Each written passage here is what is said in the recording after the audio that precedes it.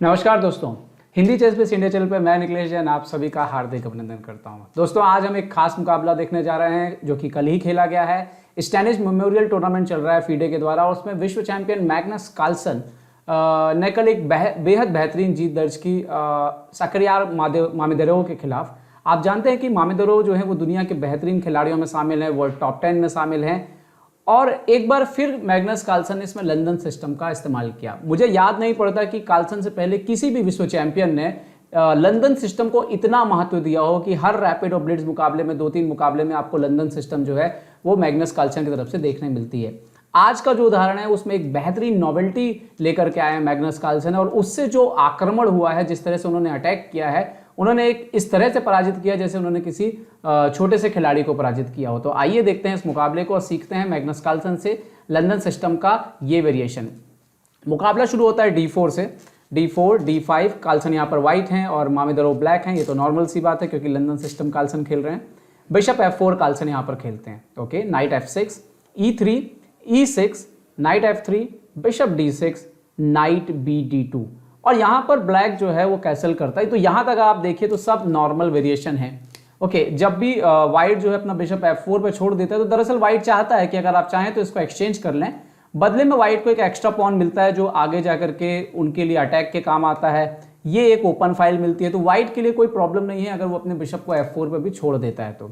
Okay, C3 खेला यहाँ पर मैग्नस कार्लसन है। तो अपनी तरफ से आप देखिए वाइट का स्ट्रक्चर सॉलिड है और अब जल्दी बिशप बाहर आने वाला है। यहाँ पर मामेदोरोव जो लाइन चुनते हैं B6, ये काफ़ी पॉपुलर है। ये इसलिए भी पॉपुलर है क्योंकि ये जो बिशप है इसका मेन आइडिया ये है कि अगर हम इस पोजीशन में बिशप D3 खेलें तो बिशप A6 से आकर के इस बिशप को, लाइट कलर के बिशप को एक्सचेंज करना चाहता है क्योंकि ये उसका बैड बिशप है, ये लाइट कलर का बिशप। यहाँ पे मैग्नस कार्लसन इस मूव को फेल करने के लिए नाइट E5 जैसा जो इंपॉर्टेंट मूव खेलते हैं। दरअसल यहाँ पे नाइट E5 के आने से अब प्रॉब्लम ये होता है कि जब आप बिशप A6 आते हैं और यहाँ पर ये अगर एक्सचेंज होता भी है तो आप देखेंगे कि C6 का स्क्वायर जो है वो खाली छूट रहा है। इवन जरूरत पड़ने पर नाइट C6 भी जंप कर सकता है। तो इसीलिए उस हिसाब से यहाँ पर नाइट E5 जो है वो ज़्यादा इस बिशप A6 के एक्सचेंज को अवॉइड करने का एक तरीका है, आप कह सकते हैं। ओके, C5 खेला यहाँ पर ब्लैक ने। सो नाउ मैग्नस कार्लसन खेलते हैं बिशप D3, बिशप B7, ये नॉर्मल है इस वेरिएशन में। देन मैग्नस कार्लसन खेलते हैं H4 और यहाँ से मैग्नस कार्लसन का जो इंटेंशन है वो किंग के और आक्रमण करने का शुरू होता है।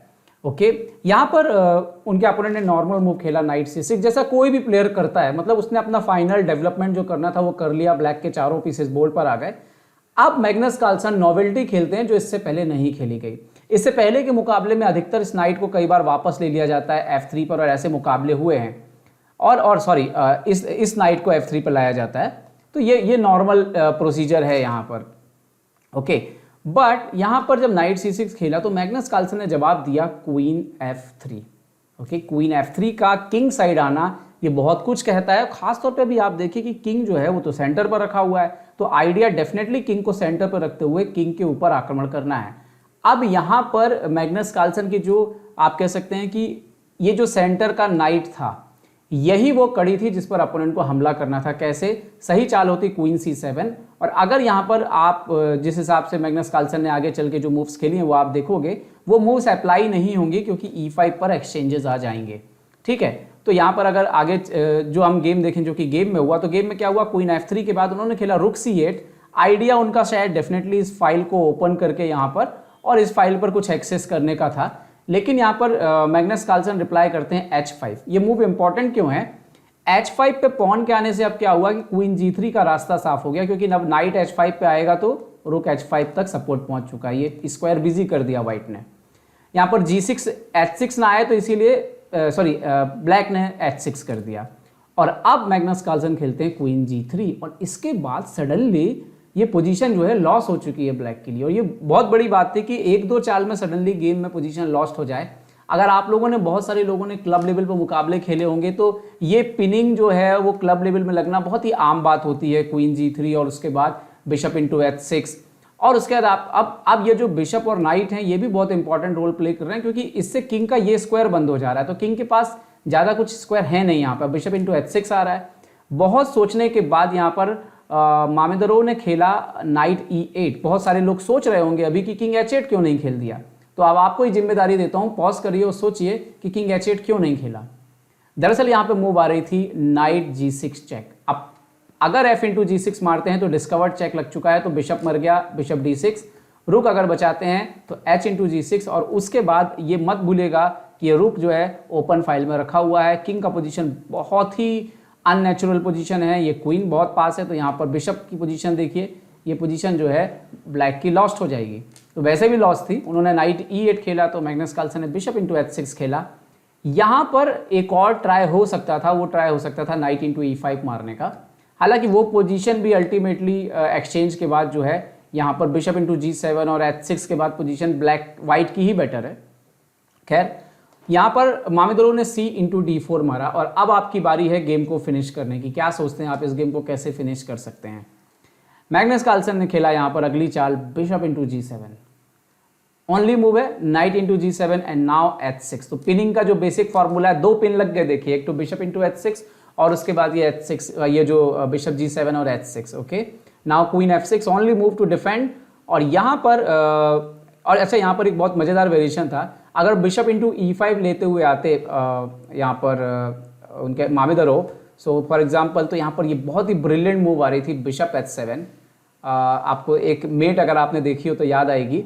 सो king H8 and now H G7, bishop G7, now bishop D3 check rook से, तो वापस किंग H8, नाउ रुक H8 चेक, किंग से मारना फोर्स है, और उसके बाद queen H4 check, queen H3 check. अब आप देखिए कि यहाँ पर आपके पास कोई डिफेंस नहीं है, H7 पे मेट हो रही है, तो आप ज़्यादा क्वीन बीच में ला सकते हैं, उसके बाद बिशप बीच में ला सकते हैं, बट अल्टीमेटली चेकमेट हो जाएगी।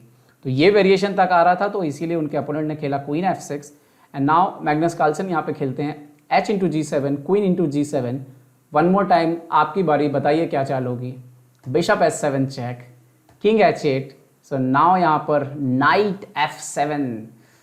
बहुत ही जबरदस्त, एक से एक शानदार चालें आई। अब देखिए ओनली मूव है rook into F7, now BG6 check, तो only move king G8, bishop into F7, so king into F7 and now queen D6। इसके बाद पोजीशन ऑलरेडी मैग्नस कार्लसन की विनिंग हो गई थी। DC3 उन्होंने मारा, BC3, नाइट E5 आया, क्योंकि आप जो लोकेशन देख सकते हैं, किंग का जो लोकेशन है, रुक का जो लोकेशन है, बिशप नाइट, कोई भी इतना ज़्यादा कोऑर्डिनेट नहीं कर रहा है। तो अब मैग्नस कार्लसन के पीसेस को बस खेल में आना बाकी था। तो देखिए गेम में क्या हुआ, कार्लसन ने कैसल किया, उन्होंने खेला D4, तो कार्लसन ने यहाँ पे खेला F3 और ये पॉन को मारने दिया। ये भी एक इम्पॉर्टेंट बात थी, क्योंकि ये जो अटैक जो बिल्ड हो रहा है, आप देख सकते हो, जो एक ही रिसोर्सेस है ब्लैक के पास किसी तरह से यहीं से कुछ करने का।